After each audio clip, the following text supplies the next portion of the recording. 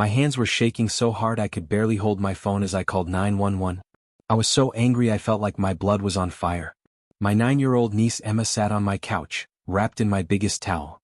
Tears were running down her red face as she kept saying over and over, "I locked the door, Aunt Sarah. I promise I locked the door." 911, what's your emergency? Someone just hurt my niece in my own house, I said, my voice breaking with anger and fear. I need police officers here right now. Before watching full story, comment below from where you watching. Also like and subscribe for more stories. Just 30 minutes before this, everything had been perfect. Emma was staying with me for spring break and we had just come back from the zoo. She was so excited about the elephants and kept asking if we could make elephant cookies later. Her happy laugh filled my house as she ran up the stairs, saying she needed to use the bathroom before we started baking. That's when Karen showed up. Karen Mitchell had been my neighbor for 3 years. In that time she made herself the boss of our neighborhood. She had opinions about everyone's grass, where people put their trash cans, and how people took care of their houses. But I never thought she would do what she did that day. I heard Emma scream from downstairs. It was a sound I will never forget. It wasn't like when someone sees a spider or hits their toe. It was a scream of pure fear and shock that only a child can make when they feel completely unsafe. I dropped the cookie stuff I was getting ready and ran up the stairs as fast as I could. My heart was beating so hard I thought it might explode. Emma, what's wrong? What I saw at the top of the stairs made me feel sick. Karen was standing in my hallway. Her face was red and she looked embarrassed but also stubborn. Emma was crying behind the closed bathroom door. Karen's hand was still on the door handle, like she had just closed it. What did you do? I yelled, running past her to the bathroom door. Emma, honey, it's Aunt Sarah. Are you okay? Through her tears, Emma told me what happened. She was using the toilet when suddenly the door opened even though it was locked. Karen had used something, I found out later it was a bobby pin, to unlock the door from outside. She stood there for several seconds saying she thought she heard someone who needed help, and wanted to make sure everything was okay. Her excuse was crazy and scary. I was just checking on her, Karen said in that mean voice she used when people questioned her. I heard sounds and thought someone might be hurt. I was being a good neighbor. You picked the lock on my bathroom door while my 9-year-old niece was inside. I screamed. I didn't care anymore about being polite. What is wrong with you? Don't be so dramatic, Karen said, fixing her sweater like this was just a normal conversation. Nothing bad happened. I was worried about the child. That's when I completely lost control. Get out! I shouted, pointing to the stairs. Get out of my house right now before I do something we'll both be sorry for. But Karen didn't move. She crossed her arms and gave me that annoying look she always had when she thought she was right. I don't think you understand, she said slowly, like she was talking to a stupid child. As someone who reports child problems and a concerned neighbor, I have every right to make sure children are safe. That bathroom water has been running for over 20 minutes. I was worried about water damage and that you weren't taking care of the child properly. I stared at her in complete shock. Even for Karen, this was unbelievable. She was trying to make her violation of my niece's privacy sound like she was a hero. You're crazy, I whispered, then louder. You are absolutely crazy if you think that excuse makes any sense. Emma finally opened the bathroom door. Seeing her red, crying face broke my heart. She ran straight into my arms, shaking like a scared animal. She scared me so bad, Aunt Sarah, Emma cried into my shoulder. I was just going to the bathroom and the door opened and she was just standing there looking at me. I thought someone was trying to hurt me. Hearing those words from my sweet niece, knowing that Karen had scared this innocent child so badly, made me feel something protective I had never felt before. Karen, I'm going to say this one more time, I said, my voice calm but deadly serious. Get out of my house now or I'm calling the police. Go ahead and call them, Karen said with a shrug. I didn't do anything wrong. They'll see that I was helping the community. So I did exactly what she said. I called the police. While we waited for the officers, Karen sat on my couch like she was a welcome guest instead of someone who had just scared my niece. She kept saying things like, children today are too protected, and when I was young, adults looked out for all the children in the neighborhood. Every word she said made me angrier, but I tried to stay calm for Emma. I wrapped her in the biggest towel I could find and held her close, whispering that everything would be okay while I planned what I would tell the police. When Officers Rodriguez and Chin arrived, I was surprised by how professional and kind they were. Officer Rodriguez was a woman in her 40s with kind eyes. She immediately got down to Emma's level and spoke to her gently, while Officer Chin took my statement. Karen started telling her long story about being a concerned neighbor who reports child problems. She sounded so sure of herself that for a moment, I worried the officers might believe her. "Ma'am," Officer Rodriguez said patiently after Karen finished talking, "can you tell me what specific emergency or danger you thought this child was in that would make it okay to pick a lock to get into a private bathroom?" Karen hesitated for the first time. "Well, there were worrying sounds and the water had been running for a long time." "What kind of worrying sounds?" Officer Chin asked. "Just sounds that showed someone might be in trouble." "Can you be more specific?" The pause that followed said everything. Karen couldn't be more specific because there had been no sounds of trouble. There had been no emergency. There had been no good reason for what she did. "Did you knock on the door first?" Officer Rodriguez asked. Well, no, but..." "Did you call out to the child to ask if she was okay?" "No, but I thought..." "Did you tell the child's guardian about your worries before you did anything?" Karen's face got redder with each question. The situation needed immediate action. Officer Chin looked at his notes, then back at Karen. "Ma'am, let me understand this. You used a tool to unlock a bathroom door while a child was using it, without her permission, without knocking first, without saying anything, and without telling her guardian. Is that right?" "When you say it like that, it sounds worse than it was," Karen protested. "How else should I say it?" Officer Chin asked dryly. "That's when I remembered my security cameras." "Officers," I said, my heart beating fast with sudden hope, "I have security cameras all through my house, including one in the upstairs hallway. Everything that happened should be recorded." Karen's face went completely white. "I'd like to see that video," Officer Rodriguez said right away. We all gathered around my laptop to watch the hallway camera video. I felt both vindicated and angry again. The video showed everything exactly like Emma had said. You could see Karen walking up my stairs without permission, going to the bathroom door, and clearly working on the lock for several seconds before opening the door. The timestamp showed she stood there for almost 10 seconds before Emma screamed, and then Karen quickly closed the door. There were no sounds of trouble before. No emergency. No reason at all. "Ma'am," Officer Rodriguez said to Karen after we watched the video twice, "you're under arrest for unlawful entry and endangering a child." I felt so satisfied watching Karen's face fall as the handcuffs clicked on, but I was still worried about Emma. Even though justice was happening, my niece was still hurt, and that couldn't be fixed. After Karen was taken away, Officer Rodriguez spent 20 more minutes with Emma and me. She explained what would happen next and gave us information about child counseling services. She was very kind and made sure Emma understood that what happened wasn't her fault and that she was safe now. "Will the bad lady come back?" Emma asked, holding my hand tight. "No, sweetie," Officer Rodriguez promised her. "She won't be able to come back and bother you anymore." The legal process that followed was long but good in the end. Karen was charged with unlawful entry, invasion of privacy, and child endangerment. The security video made the case pretty clear, even though Karen tried to make herself look like a concerned community member. During the trial, Karen's lawyer tried to say she was acting in good faith because of her training as someone who reports child problems. But it came out that Karen wasn't actually qualified to report child problems in any official way. She was a retired office worker who had gone to one community meeting about recognizing child abuse signs. The prosecutor was very good at destroying Karen's defense. "Ladies and gentlemen of the jury," she said in her closing argument, "this case isn't about community concern or child welfare. This is about a woman who violated a child's privacy and scared her, then tried to make excuses for her actions. The defendant had many appropriate choices if she was really worried about this child's welfare. She could have knocked. She could have called out. She could have contacted the child's guardian. Instead, she chose to pick a lock and violate a 9-year-old's privacy in the most private of places. Karen was found guilty on all charges. She was sentenced to 6 months in jail, 3 years of probation, and ordered to pay for Emma's counseling. She also got a permanent restraining order that required her to stay at least 500 feet away from Emma and me. But winning in court, as good as it felt, couldn't erase what Karen's actions did to Emma. My niece, who had always been outgoing and confident, became worried and clingy. She was afraid to use public bathrooms and would only use the bathroom at home if I stood guard outside the door. She started having bad dreams about strangers breaking into bathrooms. The counseling helped a lot.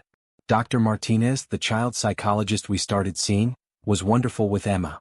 She used play therapy and techniques right for Emma's age to help her deal with what happened and feel safe and private again. "It's important to remember," Dr. Martinez told me during one of our sessions, "that children bounce back amazingly well. Emma is dealing with this experience in a healthy way, and with continued support, she'll completely recover from this trauma. It took several months, but slowly, Emma started to return to her normal, happy self. The bad dreams stopped. She got her confidence back about using bathrooms by herself. Most importantly, she learned that what happened wasn't her fault and that most adults are trustworthy people who respect children's privacy and boundaries. The whole experience taught me several important things. First, installing security cameras in my home was one of the best decisions I'd ever made. Without that video, it would have been my word against Karen's, and things might have turned out very differently. Second, I learned how important it is to trust children when they tell you something is wrong. Emma's immediate, strong reaction to what happened was all the proof I needed that something serious had occurred, even before I fully understood what had happened. Third, I learned that some people will go to great lengths to justify behavior that can't be justified. Karen never once admitted that what she did was wrong, even after being convicted. She said until the end that she was the victim of an unfair prosecution and that she had been trying to help. Most importantly, I learned that protecting children sometimes means being willing to fight battles that feel overwhelming and exhausting. Taking legal action against Karen was time-consuming, emotionally draining, and expensive. There were times when I wondered if it would be easier to just let it go and move on. But every time I looked at Emma's face during those first few weeks, saw the fear and confusion in her eyes, I knew I had to see it through. Children need to know that the adults in their lives will fight for them, will stand up for their rights, and will hold accountable anyone who violates their safety and privacy. What happened after also showed me a lot about my community. Some neighbors were incredibly supportive, offering to testify for Emma and expressing anger at Karen's actions. Others seemed to think I was overreacting, suggesting that Karen had made a mistake, and that involving the police was too harsh. Those reactions taught me another valuable lesson about the importance of setting clear boundaries and not letting anyone minimize or dismiss violations of children's safety and privacy, no matter how uncomfortable it makes other people. Today, almost 2 years later, Emma is doing great. She's back to her bubbly, confident self, though she's also more aware of personal boundaries and privacy rights, which isn't necessarily a bad thing. She knows that what happened to her was wrong, that it wasn't her fault, and that the adults who love her will always protect her. Karen served her full sentence and moved away from our neighborhood after she got out. I sometimes wonder if she ever really understood how her actions affected people, but I've made peace with the fact that her self-reflection isn't my responsibility. What matters is that Emma is safe, healthy, and happy. What matters is that a clear message was sent that violating a child's privacy will have serious consequences. What matters is that we stood up for what was right even when it was difficult. Sometimes I think about what might have happened if I hadn't had those security cameras, or if I had let social pressure convince me to let it go and not pursue legal action. The thought makes me feel sick. Every child deserves to feel safe and respected in their most private moments. Every child deserves adults who will fight to protect that safety when it's threatened. And every person who violates those basic rights needs to face appropriate consequences. Looking back, I'm proud of how we handled an impossible situation. I'm proud that we sought justice for Emma. And I'm incredibly proud of how strong and resilient my niece has proven to be throughout this entire experience. The bathroom door in my house now has a much stronger lock, and Emma knows exactly how to use it. But more importantly, she knows that her privacy matters, her feelings matter, and that the adults in her life will always have her back. That knowledge, I believe, is worth all the fights we had to fight to get it. But the story doesn't end there. The impact of what Karen did went beyond just Emma and me. Word spread through our neighborhood about what had happened, and it created a lot of discussion about boundaries, privacy, and how adults should interact with children. Some of our neighbors came forward with their own stories about Karen's inappropriate behavior.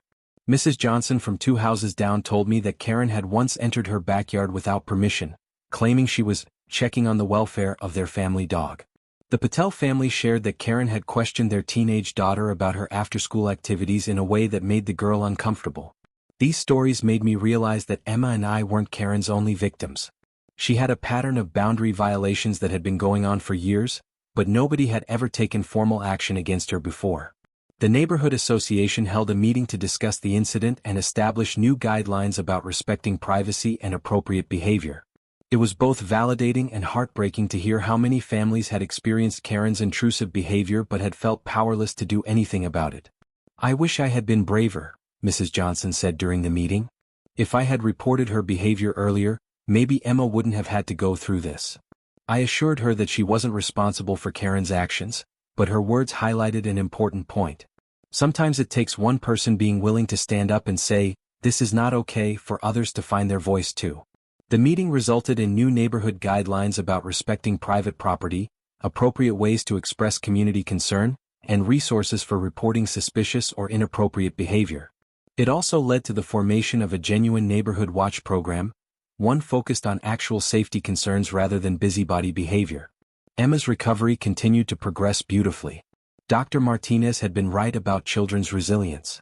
Not only did Emma bounce back from the trauma, but she also developed a strong sense of her own rights and boundaries that served her well. One day, about a year after the incident, Emma came home from school and told me about something that had happened during recess. An older boy had been bothering younger kids, trying to look in the bathroom windows from outside. "I told the teacher right away," Emma said proudly. "And I told the other kids that what he was doing was wrong and that they should tell a grown-up they trust. Just like you taught me." Hearing her advocate for herself and other children made my heart swell with pride. The terrible thing that had happened to her had, in some ways, made her stronger and more aware of how to protect herself and others. The legal consequences for Karen extended beyond her criminal sentence. Several families in the neighborhood, emboldened by our successful prosecution, filed civil lawsuits against her for invasion of privacy and emotional distress.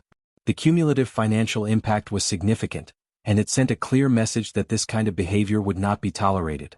Karen's attempts to appeal her conviction were unsuccessful. The video evidence was too clear, and her explanations too obviously fabricated. Her lawyer eventually advised her to accept the sentence and focus on rehabilitation rather than continuing to fight charges that were clearly justified. During her probation period, Karen was required to attend counseling sessions focused on understanding appropriate boundaries and respecting others' privacy. I never learned whether these sessions were effective, as she moved away from our area shortly after completing her jail sentence. The security camera system that had been so crucial in Emma's case inspired several of our neighbors to install their own systems. Not out of paranoia, but out of a practical understanding that sometimes the only way to protect yourself and your family is to have objective evidence of what really happened. Emma's school also used our experience as a teaching opportunity. With our permission, they developed an age-appropriate presentation about privacy, personal boundaries, and what to do if an adult makes you feel uncomfortable or unsafe. Emma was proud to be part of helping other children learn to protect themselves. "It's like what happened to me helped other kids stay safe," she told me after the school presentation. "That makes me feel good about something that was really scary." Her ability to find meaning and purpose in her difficult experience was remarkable and inspiring. The ripple effects of standing up for Emma continued to spread in positive ways. Other parents in our community became more vigilant about protecting their children's privacy and more willing to speak up when they witnessed inappropriate behavior. The culture of our neighborhood shifted from one where people looked the other way to avoid conflict to one where people looked out for each other's well-being. 2 years after the incident, Emma's confidence and joy had returned completely. She participated in school plays, joined the soccer team, and made friends easily. The trauma hadn't defined her. Instead, it had taught her valuable lessons about standing up for herself and others. During one of our regular check-ins with Dr. Martinez, she commented on Emma's remarkable progress. "Emma has not only recovered from her trauma," she said, "but she's developed emotional intelligence and self-advocacy skills that many adults struggle with. What happened to her was terrible, but the way you and your family handled it has turned a negative experience into a source of strength." The anniversary of the incident each year became a day of reflection for our family. Not dwelling on the trauma, but celebrating Emma's strength and resilience. We would do something special together, sometimes baking those elephant cookies we never got to make that first day, sometimes visiting the zoo where we'd been so happy before everything changed. "Do you ever think about that scary day?" I asked Emma during one of these anniversary conversations. "Sometimes," she said thoughtfully. "But mostly I think about how you protected me and how we made sure it could never happen to other kids. That makes me feel strong instead of scared." Her wisdom and maturity continued to amaze me. She had learned that being a victim of something terrible didn't mean staying a victim forever. She had learned that speaking up about wrong behavior was not only okay but necessary. And she had learned that the adults who truly love her would always fight for her safety and dignity. The changes in our neighborhood were lasting. The new guidelines and genuine community watch program had created an environment where families felt safer and more connected. Children played outside more freely because parents knew there were appropriate systems in place to address any concerns. Karen's house eventually sold to a lovely young couple with twin toddlers. When I met them and learned they had small children, I felt obligated to share what had happened with their predecessor. I was nervous about how they would react, but they were grateful for the information. "Thank you for telling us," the young mother said. "And thank you for being the kind of neighbor who stands up for what's right. That's exactly the kind of community we want to raise our children in." Their response reinforced my belief that most people, when given the facts, will choose to support child safety and privacy over protecting someone who has violated those principles. Emma's story also had an impact beyond our immediate neighborhood. Dr. Martinez asked if we would be willing to share our experience, with names changed, in a professional journal about child trauma recovery. The article focused on how having strong adult advocacy and appropriate legal consequences can help children process traumatic experiences in healthy ways. "Your case demonstrates several important principles," Dr. Martinez explained. "First, that children benefit when adults take their reports seriously and act decisively. Second, that holding perpetrators accountable through legal means helps children understand that what happened to them was wrong and wasn't their fault. And third, that with proper support, children can not only recover from trauma but can develop greater resilience and self-advocacy skills as a result." The article was published and apparently became required reading in several graduate programs for child psychology and social work. Knowing that Emma's experience might help train future professionals to better support other children made the whole ordeal feel even more meaningful. As Emma grew older, she occasionally asked more sophisticated questions about what had happened and why. I always answered her honestly, at a level appropriate for her age and development. When she was 11, she asked me why I thought Karen had done what she did. "I think some people get confused about the difference between helping and controlling," I told her. "Karen thought she was helping, but really she was trying to control other people's lives. She didn't respect other people's privacy or boundaries, and she made excuses for behavior that was wrong." "Do you think she was sorry?" Emma asked. "I don't know," I answered honestly. "Some people can learn from their mistakes and feel genuinely sorry. Others just feel sorry they got caught. What matters most is not whether Karen was sorry, but that we stood up for what was right and made sure it couldn't happen again." Emma nodded thoughtfully. "I'm glad we didn't let her get away with it. Other kids are safer because we spoke up." Her continued focus on how our actions had protected other children showed me that the values we tried to instill, standing up for what's right, protecting those who are vulnerable, and not staying silent in the face of wrongdoing, had truly taken root. The practical lessons from our experience extended beyond child protection. I became more aware of my own boundaries and more willing to enforce them. I realized that I had often let people cross smaller boundaries because I didn't want to seem difficult or unfriendly. Karen's extreme violation had taught me that boundaries exist for good reasons, and maintaining them early prevents more serious violations later. I also became more involved in local child advocacy organizations. I volunteered with a group that provided court support for children who had to testify in abuse cases, and I helped develop educational materials about recognizing and reporting inappropriate behavior toward children. Emma sometimes came with me to volunteer events that were appropriate for her age, and she seemed to take pride in being part of efforts to help other children stay safe. Her experience had given her a unique perspective and a genuine desire to help others who had been through similar situations. The security camera footage that had been so crucial to our case became part of training materials for law enforcement officers. With our permission, segments were used, with faces blurred, to help train officers on how to handle cases involving children and privacy violations. The clear timeline and visual evidence demonstrated why having objective documentation could be so important in these cases. One of the officers who had worked on Emma's case later told me that our footage had been instrumental in solving 3 other similar cases. Apparently, Karen's behavior wasn't unique. There were other adults in various communities who had engaged in similar boundary violations and used similar justifications. Your willingness to pursue this case and your camera system probably prevented a lot of other children from being victimized, Officer Rodriguez told me during a chance encounter at the grocery store several years later. These kinds of predatory behaviors usually escalate over time if they're not stopped. Learning that our actions had likely protected other children beyond our immediate community was both gratifying and sobering. It reinforced the importance of not staying silent when something is wrong, even when taking action feels difficult or uncomfortable. Emma's resilience and strength became an inspiration not just to our family, but to others who heard her story. During her middle school years, she participated in a peer counseling program where she helped other students who were dealing with difficult situations. Her experience had given her empathy and wisdom that proved valuable in supporting her classmates. Emma has a gift for helping other kids feel heard and understood, her school counselor told me during a parent conference. She has a way of making them feel like their problems are valid and that they have the strength to handle whatever they're facing.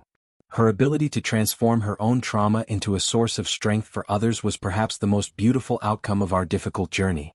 Looking back now, 5 years after that terrible day, I can see how much we all grew from the experience. Emma learned that she was stronger than she knew and that the adults in her life would always protect her. I learned the importance of trusting children, enforcing boundaries, and standing up for what's right even when it's difficult. Our community learned about the importance of genuine care versus invasive control, and about the power of collective action to protect vulnerable members. The bathroom door in our house still has that stronger lock, but Emma rarely thinks about it anymore. She's too busy with friends, school activities, and plans for the future. The scared little girl wrapped in a towel has grown into a confident teenager who knows her worth and isn't afraid to speak up for herself and others. Karen never returned to our neighborhood, and we never heard from her again after she completed her sentence. I hope she learned from the experience and never violated another child's privacy, but I've made peace with the fact that her growth and rehabilitation were her responsibility, not mine. What I do know is that Emma is thriving, our community is stronger, and other children are safer because we refuse to stay silent in the face of wrongdoing. That knowledge makes every difficult moment of the legal process, every sleepless night worrying about Emma's recovery, and every uncomfortable conversation about what happened completely worthwhile.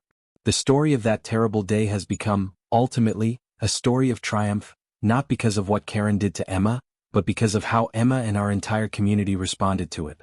We turned violation into advocacy, trauma into strength, and silence into a powerful voice for child protection. That transformation, I believe, is the most important lesson of all.